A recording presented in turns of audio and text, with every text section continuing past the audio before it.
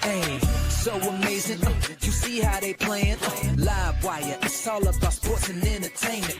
You don't want to miss it, so official like you never seen. Keep it going till the whistle blowing from the referee.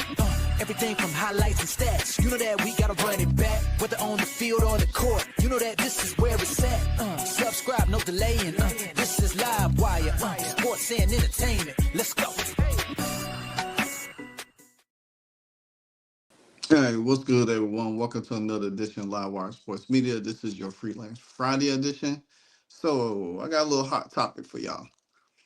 When players seem to be selfish and think that they're worth more or they think they value more than what they really are, it goes to show you how narrow-minded they think, or how at some point in time that they value for years and years of work doesn't add up with the production that is being put into their proper career, or that's any job, to be honest with you.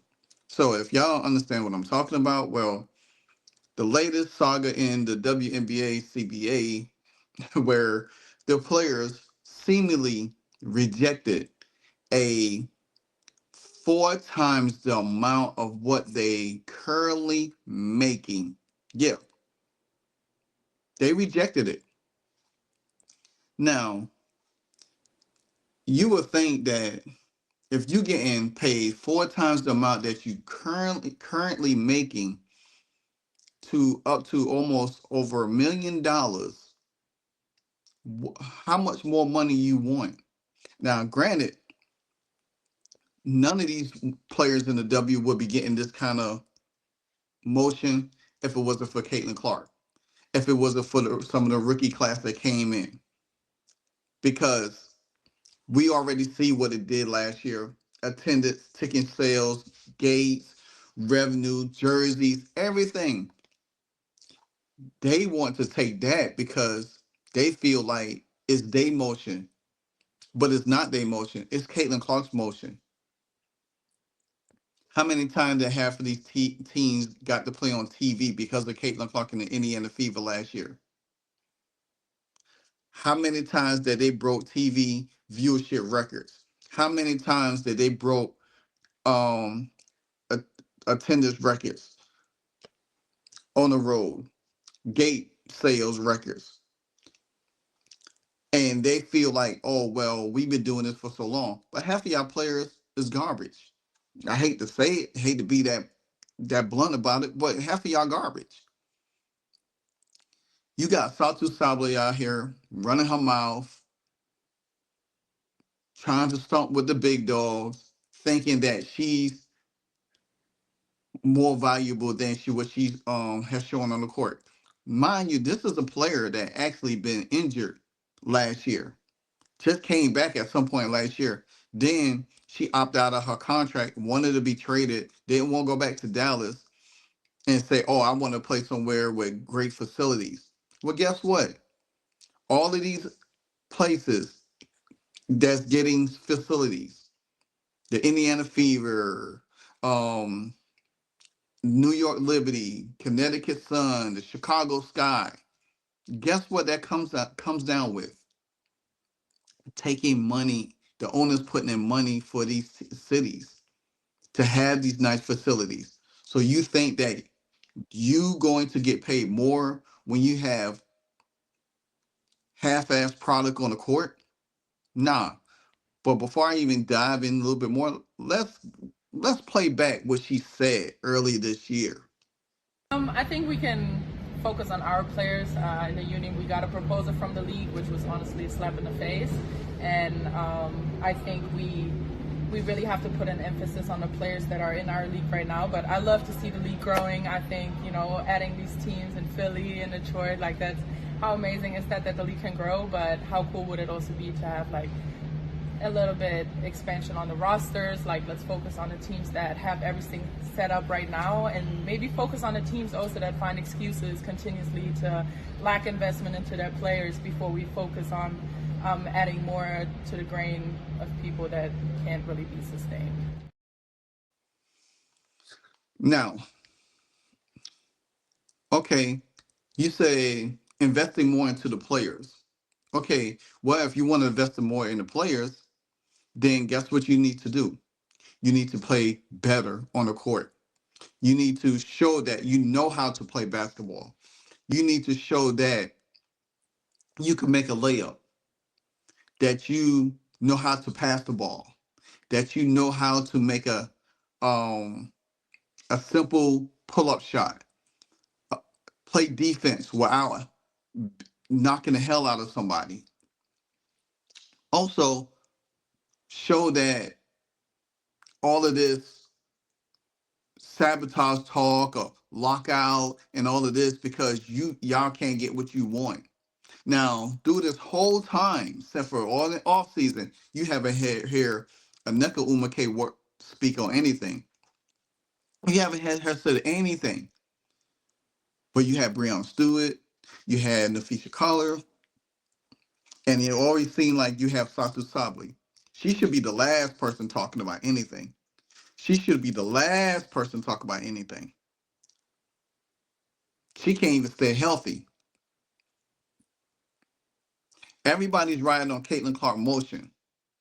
But then this past summer in the All-Star game, they did this. WNBA All-Star Game presented by OTSA. Let's welcome the ninth official, making her second All-Star officiating, reaching the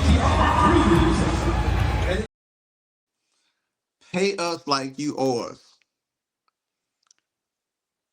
No, pay us what you owe us. Let me make sure I get that right. Pay us what you owe us. Half of y'all is 30 plus something, about to be out the league. Like y'all gonna play to down to Rossi age 40. I mean, y'all probably could. Y'all gonna just take up a roster spot for another rookie and have them shelved, have them kicked off the team because you feel like you've been in this league long enough, you should get paid. No, it doesn't work like that because you ain't top tier talent. See, that's the thing about these players in this league. They think they top tier talent where they feel. You had Gabby Williams out here said, hey, they don't want to pay us more because they don't want us playing in a rival because they want us to pick and choose.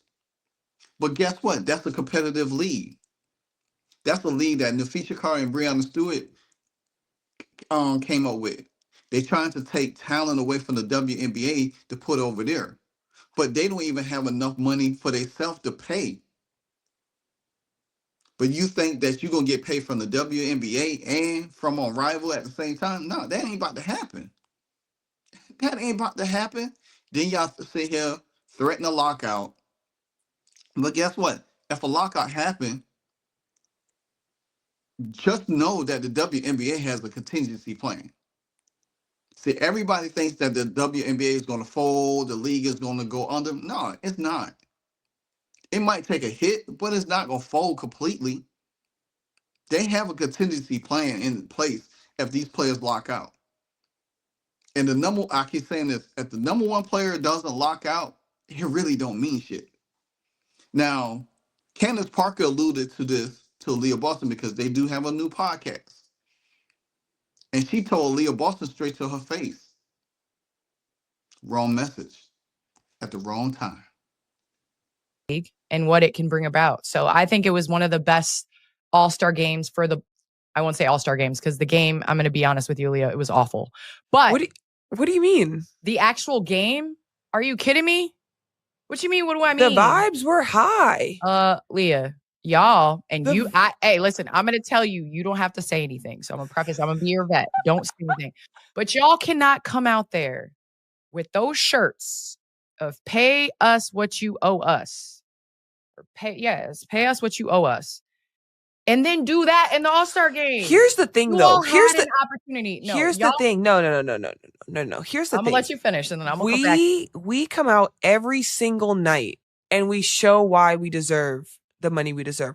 An All-Star game where when we have another game in 2 days, I think that is okay to just go out there and hoop and have some fun. Because on Tuesday, we were back at it and we were playing and we were showing once again why we deserve to get paid. Like, I don't understand. I don't understand. It wasn't the fact that you're doing something to prove why you have to be paid. I think it was just an opportunity to me on one of the biggest stages with those shirts being worn. Everyone always talks about how the NBA does not play in all-star games. But guess what? They come down, they do windmills, they do stuff like that, right? Women, I understand that it is challenging. You all were added 4 to 5 games more this season without compensation, which is unfair. But I think on one of the biggest stages with people tuned in an all-star setting that was invested in more than any other all-star game previously, without Caitlin Clark, right? She was not playing. I think it was an opportunity to really go out there, and it was an added opportunity. It's not going to subtract anything, but I think the narrative on Monday would have been, well, how come the guys don't play in the All-Star game? How come these ladies come out there and they hoop and they understand their responsibility? Like, I just think that it would have really maximized the moment of wearing the shirt along with giving the product. Because I tried to watch the All-Star game. I'll be honest. I have to agree total 100% with Candace Parker. And Aaliyah Boston, she doesn't get it because Leah Boston, you said that y'all come out every night and show why y'all should get paid. Wrong. Because you have played like crap this year. There's a lot of players that have played like crap this year. There's games y'all getting blown out. There's fights. There's assaults all the time. Bad refereeing. And y'all talk about playing and getting paid like somebody owed y'all something. Leah Boston, you only in your third year. You still on your rookie contract. So what you looking for? Yeah, you have made an all-star 3 years in a row. See, if the WNBA want to give y'all equity in something, incentivize y'all in y'all contracts. Play performances. Show up at an all-star game. Put some fourth effort in it. Skylar Diggins almost had a calypso fit because she wanted a triple-double in the all-star game so bad she had to yell at her player to give her the ball. Put some respect on it. I don't even know why Paige Beckers was wearing the shirt. She's just a rookie.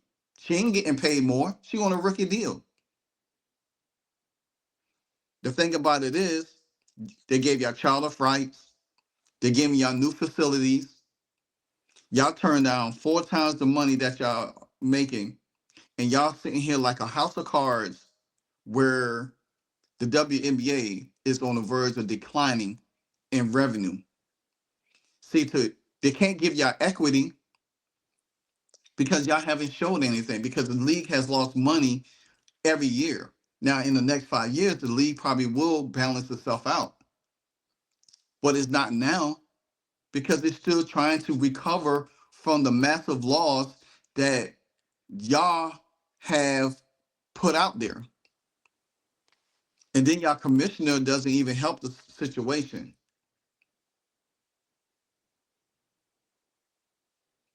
Having rev sharing, at least 90% to what, 50%? I think $1 million, $1.2 million is feasible for some of the top tier players in the league. Not everybody, but top tier players. You know what I'm saying? Like the Breonna Stewarts, the Asia Wilsons, the Caitlin Clarks, Angel Reese, maybe Sabrina Nescu, probably not Juloy, but Jockwell Jones, because she was the MVP last year. And y'all sitting up here thinking that everybody's gonna get $1 million. I'll give you close to that. If you're not a top tier athlete, moving and or that person on your team, hell, Caitlin Clark should be getting $2 million. Caitlin Clark should get $2 million. Somebody's dog is barking out there. If y'all hear a dog in the background, it's not mine. I don't own a dog. This is bad. I know this video gonna be a little bit long, but I got to get it out. So, came across an article, Bubble. First, I have something that I want to put. Yeah, there you go. So this article came out of ESPN. And it says per Ricky oh, Nika Umake, the WNBA latest offer to its players while dramatically increasing the salary cap and maximum base salary, which a league source suggests could quadruple to at least 1 million from their current 200,049 base pay, follow the same model as the current CBA. So if they follow the same model as the current CBA, and you're gonna get more in base pay, but guess what? They could change some of that. They could sign you to a 3 to 5 year deal and give you a bonus of half of that, just like they do in the NFL or Major League Baseball and the NBA. Sign you to a $1 million contract, pay you half of that in bonus money, then everything else be incentivized, where you have to work your ass off to make sure you fill out that contract. Because guess what? If you don't perform well, just like in in the NBA with players looking for that super max contract, and you don't perform well or you don't meet certain criteria, you don't get that money. You get what your value is in that tier, but you don't get that money. So they're thinking that, oh well, everybody in the league should be getting paid over $1 million. Hell no. Because half of y'all in the league is garbage. Half of y'all go overseas and play. So the WNBA is trying to give y'all more money, and y'all spatting in their face, talking about it's a slap in the face. Then y'all want to threaten a lockout. But guess what? The WNBA got something for y'all. I keep telling y'all this. Y'all don't believe me when I'm saying this. There's too many other leagues starting up. And the thing about it is, there's talent out there that has not got drafted or have been drafted and got kicked and got cut from teams. There's enough talent out there to where if players decide to sit out or lock out, they're going to bring players over. And they're going to pay them whatever they want to pay them just to have them for that 2026 season.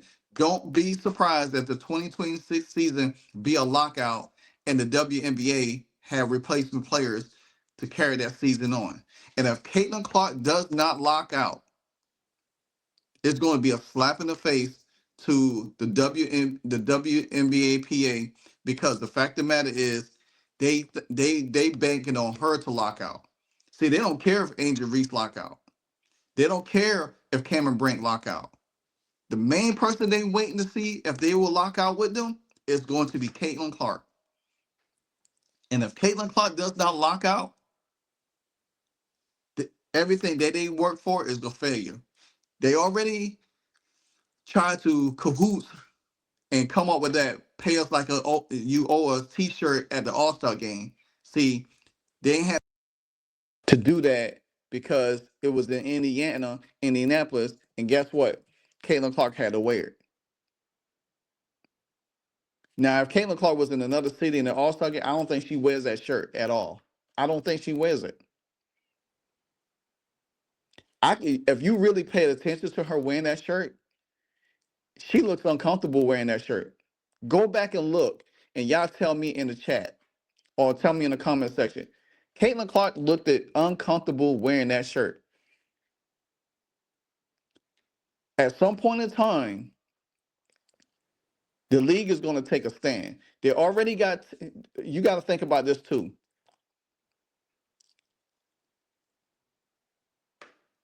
Entry fees for new teams going to be more.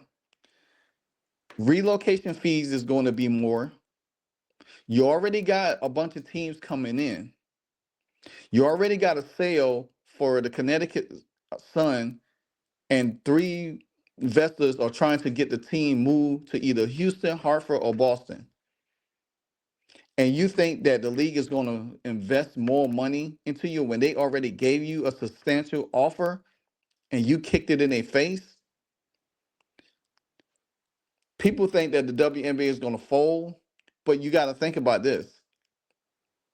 They might take a hit, but what everything that's going on with them, with teams investing in facilities, Teams invested in facilities, and also new teams coming into the W. They gonna find the talent. They going to find the talent, and don't be surprised. Don't be surprised if they get with the NCAA, and move the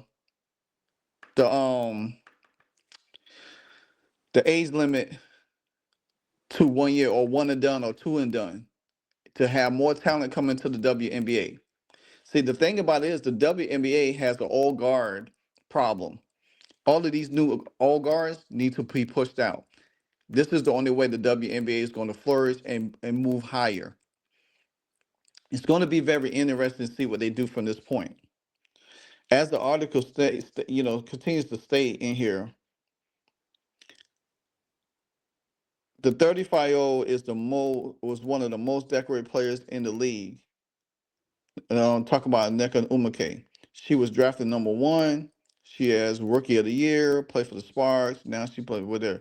But not only does Nneka has plenty of experience in her, she graduated. I don't want to hear about what she graduated from. It don't really matter.